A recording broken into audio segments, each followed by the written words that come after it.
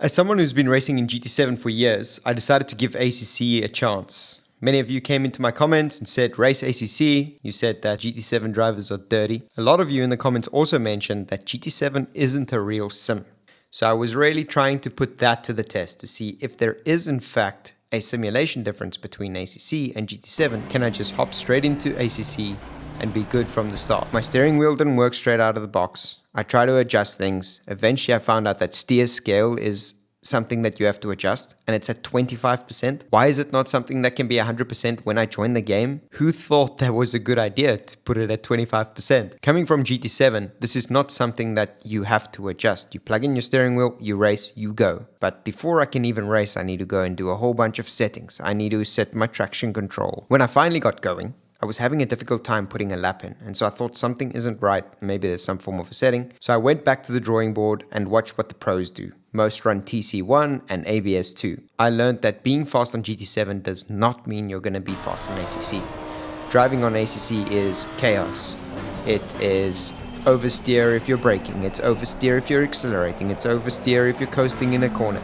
It's oversteer if you're hitting a curb. But just if your tires are too warm, if your tires are too cold, you're oversteering everywhere. I love that ACC lets you feel the weight transfer of the car, but 90% of the time coming from GT7, it just feels like the car is trying to kill me. It was really hard for me to get to a place where I could confidently enter a corner and not worry about oversteering under the braking. I could really notice this about ACC on the long sweeping right-hander of Paul Ricard. We have to gradually slow down. If I get just a little bit on the brakes, my car starts oversteering and it's really hard for me to save it. But when you finally get it right, when you finally understand how the dynamics of ACC work, it is a really satisfying game, a really rewarding way to get around the track because it is not easy. And when you make it a lap, and when you make it 10 laps in a race, it is a really, really good feeling. And you do feel a lot more like a racing driver than I do in GT7. I can tell that GT7 is a bit more arcadey. There are still many simulation aspects of GT7 that I feel are present in ACC, but ACC just goes that little step further in the simulation game. I didn't have the same reference as GT7 does with tire squeal to know that I'm over the limit.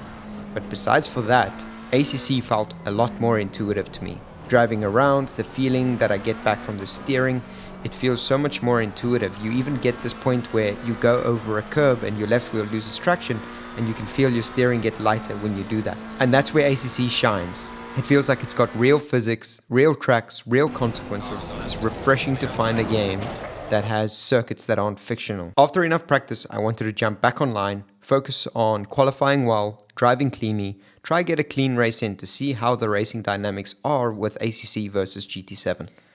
Going into my first race, I actually qualified on pole, but off the line, the driver on my right got a really good start, and we end up side by side into turn 1.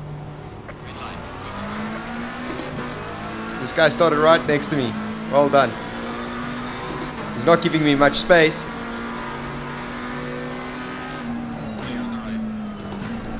Oh, rammed from the back. No surprise. Light damage rear.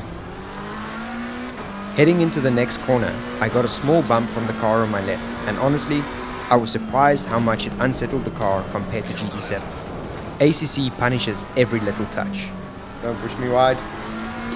Look at that kamikaze pilot's going straight through. This moment right here is probably the reason I'd stopped racing ACC. It just feels impossible to progress into cleaner lobbies when you can't even overtake someone on the straight.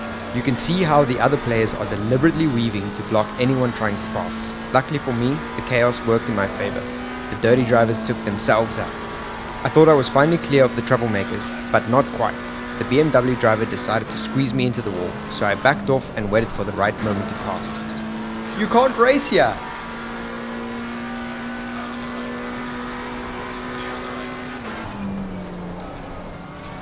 Sorry, sir. Made a little bit of contact with you there.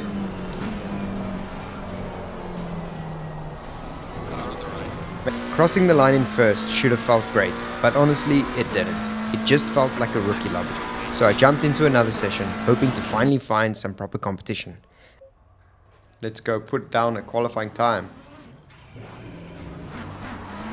Ooh. Nearly made contact there. to adjust our TC. This clip sums up most of my online experience in ACC. We're on our outlap and they're already pushing each other off the road. I'm stuck wondering, do I try pass and risk getting taken out, or hang back and ruin my qualifying lap behind traffic?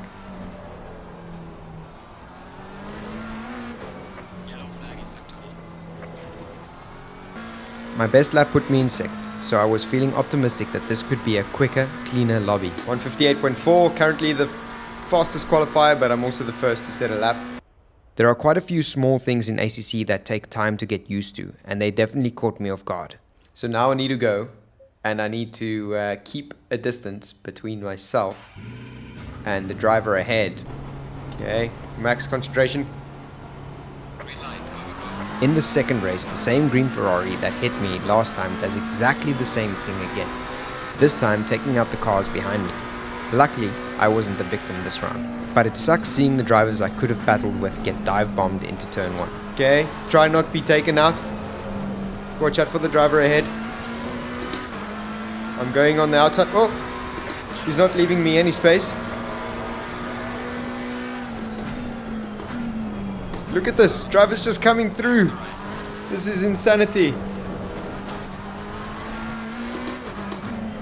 I just need to try and make it past all the chaos drivers. And then hopefully I can do some racing. Later, I got taken out myself, but I wasn't giving up. I fought hard to claw my way back to 3rd. Join track safely.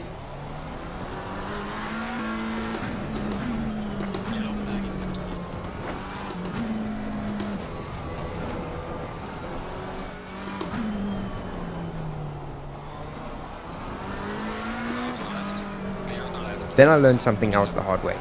Cars don't ghost in ACC.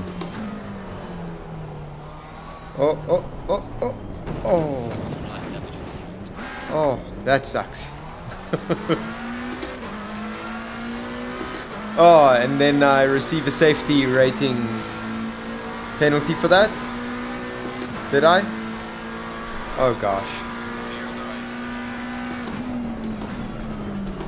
Now I've got light damage on the front as well.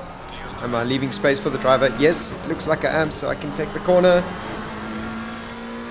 By the final lap though, things started to click. I was getting more comfortable with the track, finding the rhythm, and managed to gain 2 seconds on the driver in 2nd place, even setting a lap 1.5 seconds faster than my qualifying time. With more practice, I'm sure I could get properly quick around here, but man, getting there in ACC feels like a fight every single time.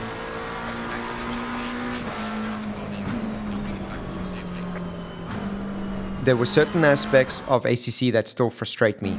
The ping can be a little rough on ACC, where the cars jitter around, it throws you off a little bit.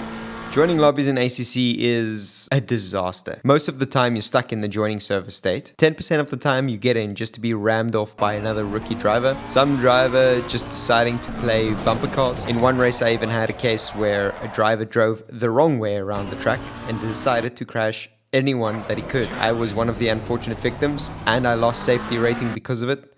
There are signs that says you've got some or other penalty, because now I have to keep a certain distance between when I start in a race, which is something you don't have to do in Gran Turismo, something I don't have to control. And so I got a penalty for that, and it says things like 3L remaining, which now to me seems straightforward that it's 3 laps, but in the moment, in the heat of the race, I'm just trying to keep it together, and I have no idea what 3L means.